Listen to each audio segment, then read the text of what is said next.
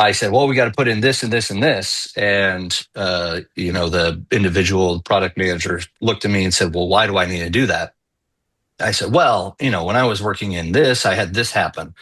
And he said, okay, that how many times out of let's say 1,000 guests, how many guests would you say that would happen to? I don't know, maybe one.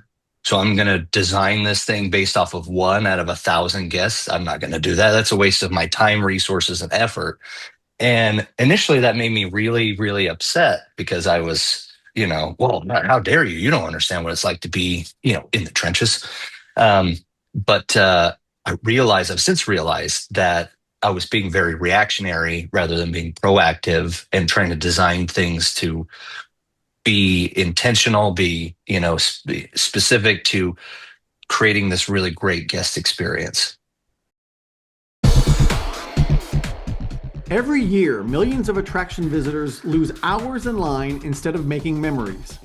Since its inception, Accesso's virtual queuing has saved more than 4.5 billion, yes, that is billion with a B, minutes of wait time, freeing guests to pack their day with more rides, eats, and excitement.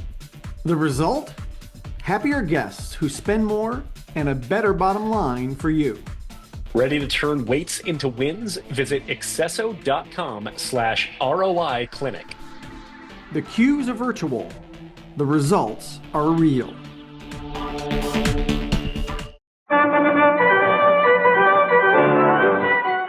Welcome to the Attraction Pros podcast, where we discuss the latest trends and challenges facing the attractions industry today.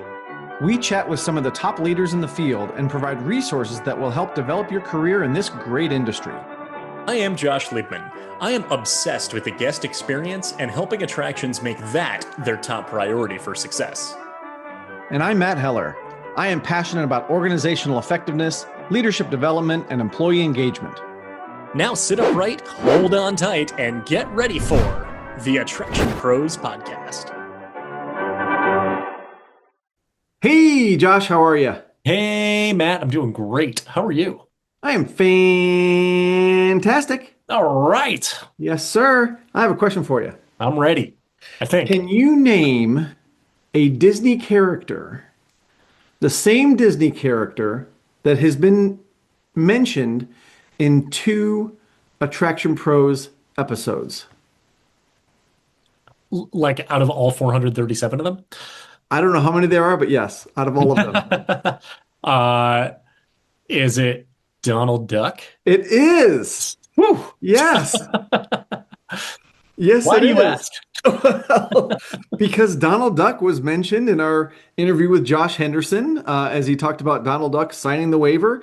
And then today, Clay Talley talked about getting a Donald Duck pin for answering a question during traditions at Disney. All right. So, Donald, if you're listening, you're popular here on the Attraction Pros podcast. You absolutely are. So who's Clay Talley? Clay Talley, who is he? Wow, he is someone who is absolutely passionate about the guest experience. He has his company, which is CX Immersive. He's also heavily involved with Ballast VR and Jump, the VR immersive experience in Utah. And we talked to him all about guest experience, the end-to-end process, the cohesive, personalized experience, and we talked about world-class experiences and what makes it world-class, and largely having to do with the intentionality behind it. So I don't want to steal too much of his thunder. He can describe the rest of it, but just that world-class and intentionality go hand in hand. And I will say, if you're somebody who likes definitions, get your pens and pencils ready, because Josh and I ask a lot of questions to Clay about how do you define this? How do you define that? And he had some amazing answers. He also talked about kind of taking the vision first, like in terms of how we train our staff, in terms of how we create experiences. What is the vision that we want to create? And using that as sort of our blackboard as we go forward. So really having a vision first. And then as he talked about staff specifically, once you get them sort of aligned with the vision, then you teach them the role that they're going to be doing. Yeah. And he also talked about staff being compared to Sherpa, which I thought was just such a fascinating comparison of someone who is they're your guide through the experience. And I think that if we all looked at it through that lens, that would really that could guide a lot of decisions related to the employee experience that then translate directly into the guest experience. So is it time to get to this world-class, immersive, and intentional conversation with Clay? Let's do it. Hey Clay, welcome to the Attraction Pros podcast. I feel like I just announced like you entering like a theme park attraction or something like that. I don't I love normally it. lead into that intro That's that way. that's a good intro. I could go off of that one. Oh, yeah, I'll just do that from now on. Anyway, it's great to see you here. Thanks so much for joining us today. How are you? I'm doing great, doing great. Awesome. Cool. So tell us a little bit about yourself as we dive into this.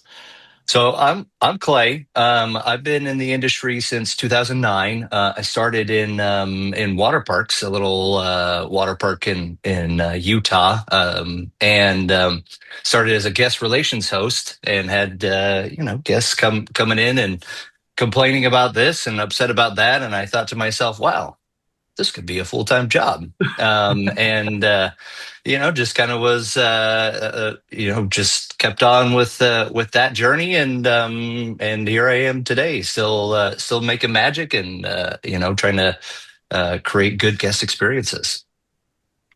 So Clay, tell us a little bit about what you are doing now. I'm guessing you're not working in the water park as a guest services host. No, no. So I started in the water park, and I wanted to learn a little bit more about how do you create good guest experience, and how do you do that from a world class standpoint.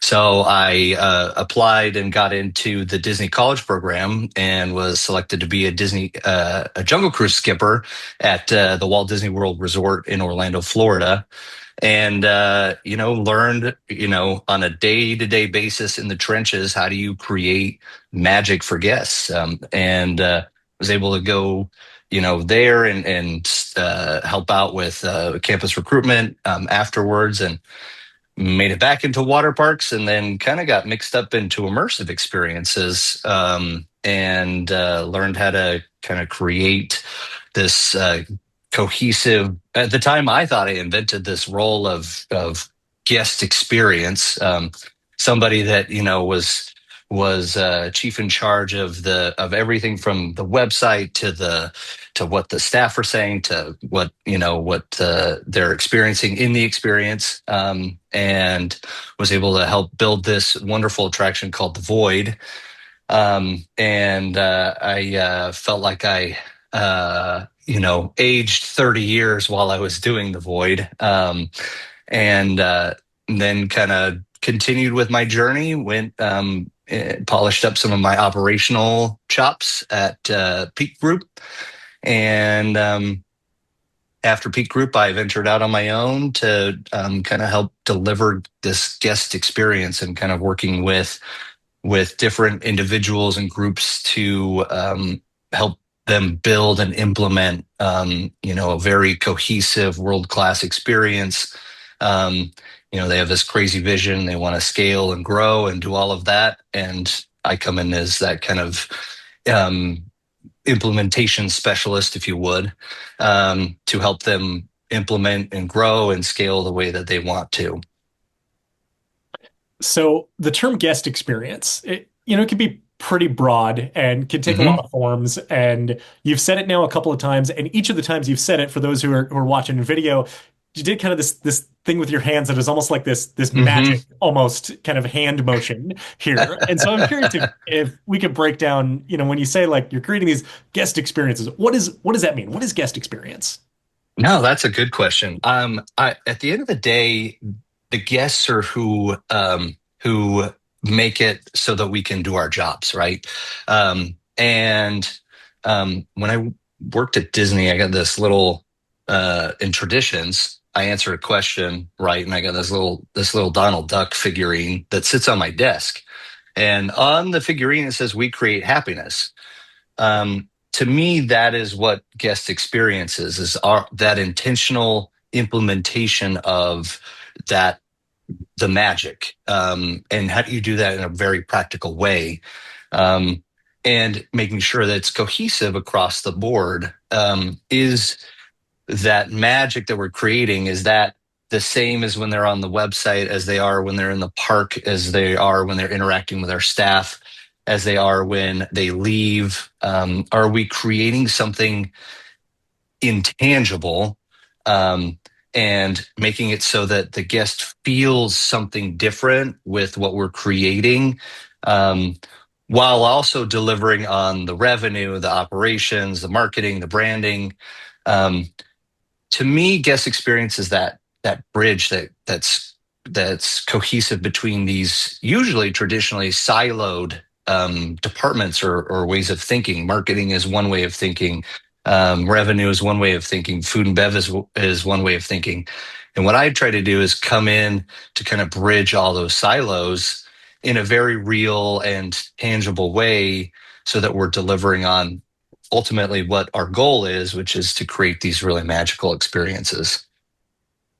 That's so awesome. I knew your answer wouldn't be short for that. Like you weren't just going to say it's people smiling at our guest. That's our guest experience. And I love the fact that it's really, I'm going to use the word holistic, in Hmm. terms of every touch point that a guest encounters. Now, I'm going to also ask you to define something. This might feel like school a little bit.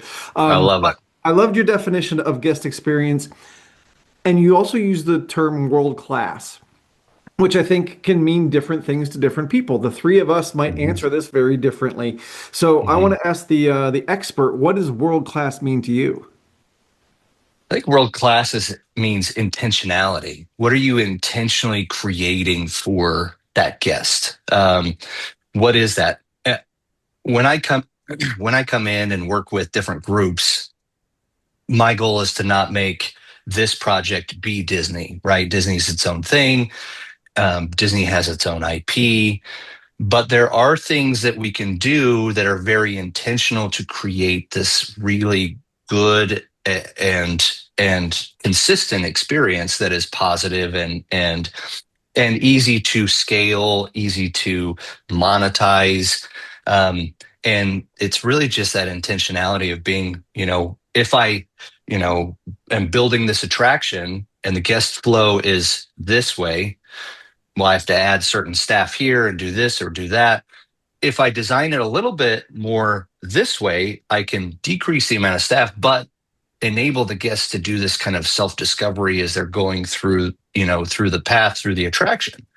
Um, Same thing with scent or with music or anything like that. The same thing with hiring staff. Do you understand who you should be hiring, and what does that look like, and what's that intentionality behind hiring and training the staff to create this very um, repeatable experience? I love that. And I love the word intentionality and how critical it is to make that happen. I've been saying Hmm. for a while now that great experiences don't happen by chance, and they Hmm. very much happen when we put them in front of the guest on purpose. And many of the success stories that I've been having working with clients from that standpoint, I have been using that word intentionality as well. Of we're creating this additional focus to really drive it forward and doing it uh, Hmm. intentionally, right? With Hmm. intentionality, doing it Hmm. very much on purpose. Hmm. I What does the flip side of that look like then? What is it if it is not world class? If it is not intentional? And maybe this is kind of packaging it in a Hmm. way of saying, if you're going into a project, what's the starting point that is kind of the baseline that allows for that opportunity for intentionality to be infused into it? No, that's a good question. I mean, I know that both of you have been in the trenches. I have been in the trenches, and it's very easy to become reactionary to what is happening, right? You make a policy because this guest did one time did this thing, or you do this because of this one thing, or you're just trying to just make it, in water parks, for example, you're just trying to survive the 100 days. And I think that there are a lot of low-hanging fruit to me when I come in and work with whichever organization or visionary, and there's low-hanging fruit that allows us to move away from being reactionary to being proactive. And this isn't necessarily from a service standpoint. I think that's a part of the guest experience, the servicing portion of it. But being proactive versus reactionary, and thinking, you know, am I thinking 30,000 foot view all the way down into the weeds? And because of my experience, I've been able to really go all the way into the weeds, but also pull myself out and say, okay, how does this scale at large? How does this, are we delivering on this? What does the revenue look like? Um, and allows me to not be reactionary. And it's taken a little bit to get there. Um, I was in a meeting one time when I was working for the Void, and I had a product developer who was designing our staff software that they would interact with. And I said, well, we got to put in this and this and this. And the individual product manager looked at me and said, well, why do I need to do that? I said, well, when I was working in this, I had this happen. And he said, okay, that how many times out of let's say 1,000 guests, how many guests would you say that would happen to? I don't know, maybe one. So I'm going to design this thing based off of one out of 1,000 guests. I'm not going to do that. That's a waste of my time, resources, and effort. And initially that made me really, really upset because I was, well, how dare you? You don't understand what it's like to be, in the trenches. But I've since realized that I was being very reactionary rather than being proactive and trying to design things to be intentional, be, specific to creating this really great guest experience. So, Clay, I'm curious about mindset because I think reactionary and proactive are very different mindsets in Hmm. many cases. Hmm. So, Hmm. as you're working with people, how do you get them to see that maybe this reactionary mindset isn't the best way to go? And maybe it's an example like you just shared, but it's getting them to see that, hey, if you are proactive, then you don't Hmm. typically have to react in the same way that you have been for the last 10 years. Hmm. No, that's a good question. I think that's one of the benefits, I guess, of having worked in the trenches, if you would, is it allows me to have better empathy, that I'm not making decisions based off of, I think sometimes some decisions are made, and I've seen this across the industry, unfortunately, where decisions made in a room, and it doesn't have any sort of thought to how that will impact the guest experience or how that will impact the staff experience.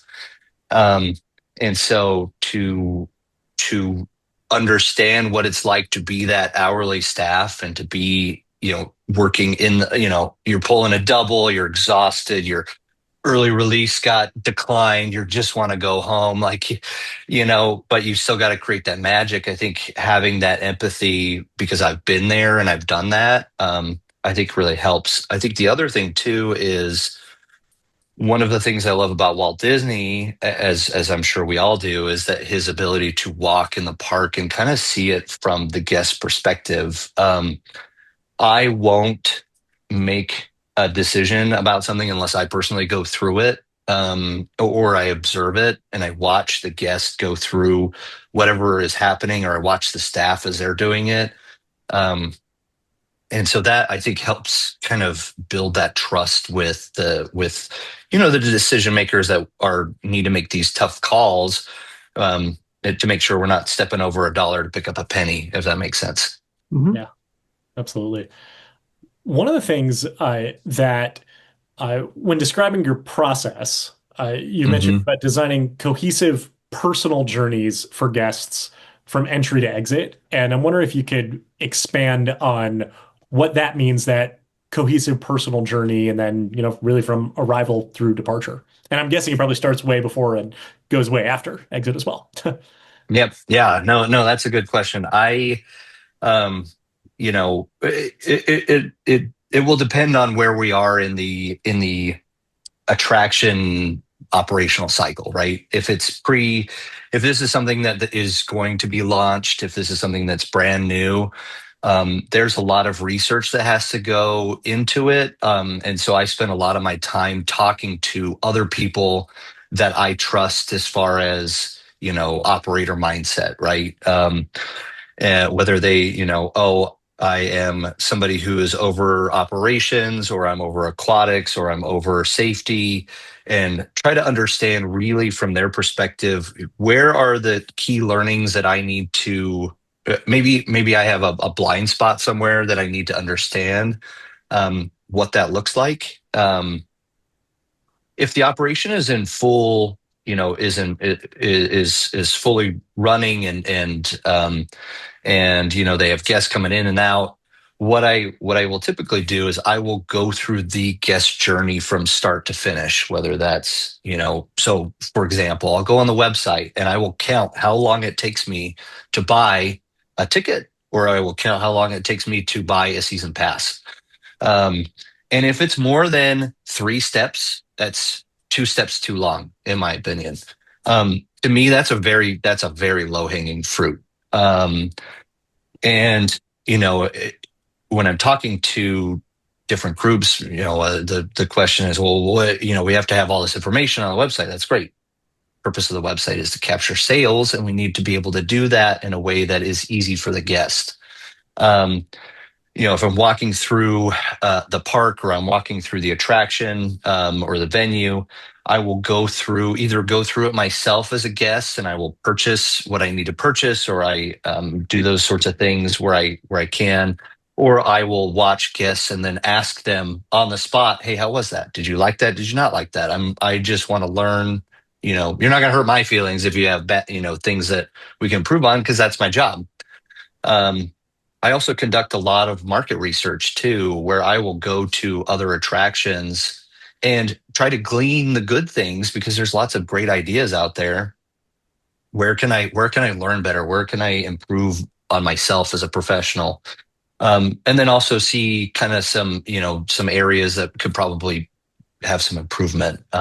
So I think it's a continual state of learning, is what I'm trying to do. Is like, I feel like I know quite a bit, but also there's so much more that I can learn.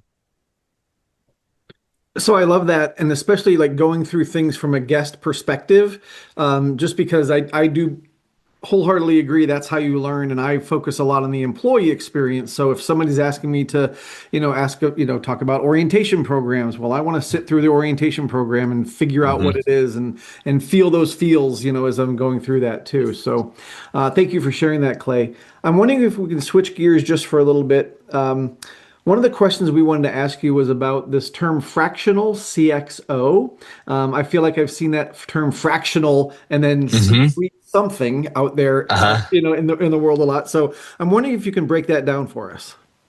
No, that's an excellent question. I have realized in my career, this probably the last, I want to say 5 or 6 years of my career, um, that there's a lot of attractions and attraction venues, and attraction operators that want to improve their overall experience, and whatever that means, whether they're trying to grow, whether they have a specific venue that is struggling and they want to do better, or it's someone from outside the industry that has this crazy idea that they want to bring in, but they don't have the operational chops, or know-how, or anything like that to even know where to start.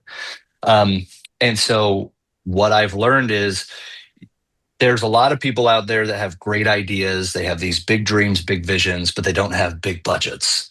And so for me, I can come in and say, okay, whatever that is, whatever your budget is, I can work with that. And what I do is I just fraction out my time, I adjust my time to whatever their budget is, and then I can work with them on that, and that protects my time, and then they also get the benefit of working with someone, and they're not stretched too too thin when it comes to either their revenue, or stretched too thin when it comes to their investment money that they have. And so it allows me to be a lot more flexible, and also more involved in lots of different projects too, because I'm passionate about elevating the industry as a whole, and it gives me that ability to do that. So then, can you kind of taking this a step further, can you walk us through just your process of strategic implementation for world-class guest experiences through this fractional CXO model? Yeah, good question. So what the first thing I do, and kind of touching back on what I initially said, I want to learn more about what they're doing. Before I make any decisions, before I make any recommendations, before I make any strategies, or here's the plan we're going to do, I want to understand where are they at, and what do they want to do, and where is that delta, and then what can I do from a strategic standpoint on bridging that gap. And so what I'll do is I'll spend a lot of time learning. I will go and I will shadow, whether it's the ops manager, or I'll go to the location and go through it and see if I can understand it. I'll read through all their documentation. I'll have meeting after meeting to try to understand really where are they at, and what are they trying to do. Because sometimes what we're saying is sometimes different than what we're communicating, right? And what we're intending. And so that's what I try to do, is I try to learn as much as I can. And then once I feel like I have a good handle on it, then what I'll do is I'll go after the low hanging fruit. Because sustainability is very important to any business, but especially businesses that are operational heavy and OpEx heavy, like attractions are. We want to go after low hanging fruit to keep it sustainable. So is it going on the website and saying, okay, it took me way too many steps to get to buy a season pass. What can we do? Who's your point of sale? How can we work with them to improve this process to make it a lot faster? And they buy it on their iPhone. Some statistic out there, I could be making it up, but some statistics: 95% of web traffic is driven by mobile. And if you can't buy it on mobile, that's a big problem, right? So what can we do? Can we work with the point of sale to do that? What does your recruitment model look like? Who are you recruiting? Is your roles really defined? Do your staff understand what their role is? And more importantly, do they understand what they're doing? One of the things I love about Disney is creating a bigger sense of self before you talk about the role. And so that's one of the things that I focus on, is how do you create a bigger sense of self, meaning that the vision of what we're trying to do, and then we can kind of dive into, oh, this is how you're going to specifically do that in your role. So things like that, where I try to learn and then go after those low hanging fruit that is sustainable and easy to go after and implement. So, Clay, you were just talking about two things that I think there's probably a philosophical and also a budget consideration on both of them, and that's tech Mm-hmm. and people, right? Mm-hmm. So, as Mm-hmm. you look at the guest experience, you just talked about, we need to be able to buy that ticket on our phone. Get it. Mm-hmm. Great. But then when you get to a facility, or maybe you're talking to somebody on the phone, like there's this Mm-hmm. people element in our business that we also have to be really cognizant of. So I'm guessing, and I want to ask this question, like, how do you balance the tech that people are going to be interacting with versus when you really should have a person there, or should it be an electronic kiosk, or that kind of thing, and how do you kind of Mm-hmm. work through those decisions? No, that's a really good question. It's difficult to balance. I like to preserve staff for things that only staff can do. Meaning that if there's an issue, I want the staff to be able to solve the issue, because I don't know your guys' experience, but calling in to a phone tree when you have a problem and you have to call, you have to hit 5 or 6 numbers, and the person who picks it up, they don't care about what you have to say. They don't. They're just there to punch in, punch out, right? Um, so if I can preserve the staff, the frontline staff, and give them a specific job, that their job is to ensure that the experience is so great, right? They're kind of they're the Sherpa, if you would, of the experience, where they're climbing this mountain and they, create this experience, right? So if I can leverage the technology, pending budget, right? Because budget's always a consideration. But if I can leverage that budget and utilize tools to allow the guests to service as much as they can on their own, and then when there is the pinch point, there's a staff that can be right there to help. That's kind of that balance beam, I guess, that I try to balance on. Yeah.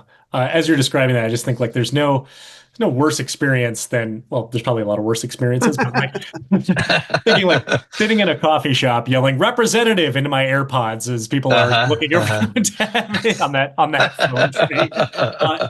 I also love this visual of staff as Sherpa, of you're not just here to perform a function, you are here to guide your guests to the top of the mountain or through the experience in that way.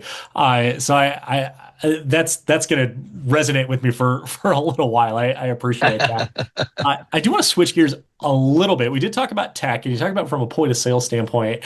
I want to switch to a little bit of a different kind of tech here, and to frame this here. Over the years, since Matt and I have been doing this podcast, we will sometimes banter a little about some unlikely attraction pairings, like, I don't know, go-karts on trampolines or something like that. And I don't know for sure, because we've made a lot of unusual ones, but I think it's probably pretty likely that at some point we've mentioned VR on water slides as being something that is very unlikely and completely unimaginable and almost to the point of ridiculous. So my question then is, how does Ballast VR work?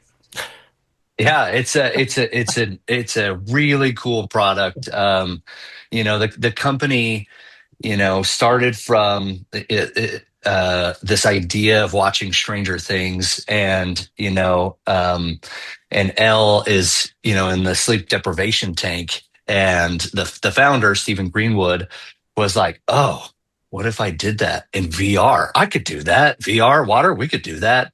And so we came up with this crazy idea of putting VR in water. And he's like, oh, okay, well, how do I do that? So he looked up, oh, I think you have to go to an IAPA show, and booked it to go. It was actually IAPA Asia in Singapore some years ago, and went there and was kind of trying to pitch the idea. And Vegan, the water rides, they're like, hey, listen, we love the idea, but can you build it for a water slide? And he's like, yeah, I think we could do that. So that's what they did. And, having started my career in water parks, it's kind of this fun full circle moment of having, VR going on a water slide. To me, having worked in immersive experiences now for the better part of 8-9 years at this point, there's mall VR, and then there's good VR. And mall VR is no intentionality behind it. It's the same, I would argue, slop that exists out there, that is the same zombie shoot 'em up kind of thing. I think that VR is a very great tool to immerse someone in a different world that has to be multisensory. And so with VR Slide, it's that exact idea. You take a headset, you put it on, you go down the water slide, and it's all matched 1-to-1. You take the actual slide path, the blueprints, and you have every turn, every grade, everything that's on there, every bank as they're going down the water slide is all matched in the VR experience. And it gives this guest this ability to be immersed in a completely different world for 45 seconds. And for an operator, it gives them the opportunity to monetize a water slide that maybe isn't performing as well. I mean, obviously there's water slides out there that are amazing, and you we would never put VR on it. But there are water slides out there that could be better. And you close your eyes and you go down the water slide. Why not be immersed in an experience and have a story and an adventure and all of that? So it's kind of a really cool blending of immersive technology and the real world to really transport guests to somewhere else. So the way I'm hearing you describe it, what pops into my mind is something I'm more familiar with was like 4 and 5D theaters, right? Hmm. Where they, Hmm. the thing on the screen shoots water out and then it shoots water in your Hmm. face. So now you're going down Uh-huh. this water slide where you're literally surrounded by water and you can feel it Hmm. all, and that helps Hmm. with the immersion. Um, we used the word immersion a couple times. You used it very early on in our conversation, and Hmm. Josh and I have kind of this ongoing discussion of what true immersive experiences are. So, one more definition, Clay, I'm going to ask you for, or your opinion about, and that is, how do you define what an immersive experience is? And just for a little context, one of the things that I considered an immersive experience is when I went to Iceland and I was down in the ice caves and I was literally Hmm. surrounded by ice. I'm like, I Hmm. am immersed in ice. And so Hmm. now we're also doing that with technology. So with that context, I'd love to hear your take on it. No, it's a very good, I think it is a very common buzzword, immersive. And similar to you, I have a very high benchmark of what immersive means to me. To me, it is enveloping a guest in a place that they have only ever dreamed of. And so we can leverage technology to do that. But what we're doing is we're creating this very real memory, like what you just described about being in Iceland, right? This is very real memory. When I worked at the Void, that's exactly what we did. I mean, people would come out, it would go as this multi-sensory experience. You put on the headset, you go in with three other people, and you go and you would have this very immersive experience, multi-sensory. There was smell, there was transducers in the floor, there was things you could tactile touch, have spider webs that touched your face, all of these things to really sell the idea of you were going somewhere completely different. And one of my favorite things to do was to wait at the end when the exit door would open up, and I'd watch guests would be able to pop their visor up like this, and they would just like minds were blown. Like they were like, "What? I literally fought Darth Vader. Like I just fought him, and he was there." Or the Stay Puft Marshmallow Man, I roasted him alive. Like I was able to do that, and it's this very real experiences, even though it was digital, because we played with the idea of blending the digital with the physical. It created this very real experience. And the other key thing is that we didn't. What I was very intentional with when we were talking about the void or ballast or jump is that the way that we talk about it is we are not a VR company. We are an we deliver immersive experiences, and we happen to use virtual reality to do that. And I think a lot of these companies that are trying to, kind of make their way, they rely too much on the technology rather than focusing on the intentionality of what the experience should be, which is this very real feeling. And you use the technology almost in the background to really like make people feel like they, melted away in this other experience. And Yeah, I'm very passionate about the idea of what immersive should be and what it isn't. Yeah. My takeaway from that is that the VR is the vehicle for it, and Hmm. I love how Hmm. you said we're not a VR company and tying it in with an immersive experience. Nobody can be careful how I say this. Nobody wants to go do VR. They want to go fight Darth Vader and roast the Uh-huh. Stay Puft Yep. Marshmallow Man, right? And so it's, well, how Hmm. can you do this? Hmm. Okay, here is the vehicle in which you're able to do it. So I appreciate all your definitions. We're going to put Clay's glossary as a supplement appendix That's to this right. thing here. I love it. So, well, we're down to the last few minutes here, but there is a question that I want to ask you because amongst your career path here, you have had one particular job that I am pretty envious of. And Hmm. and Matt, I don't know if you remember in episode 300 when Scott Feist asked us what our dream jobs were. I said I want to be on a boat telling corny jokes, and you've had the opportunity to do that. So I would just love to know if you have any favorite moments or memories as being a Jungle Cruise skipper.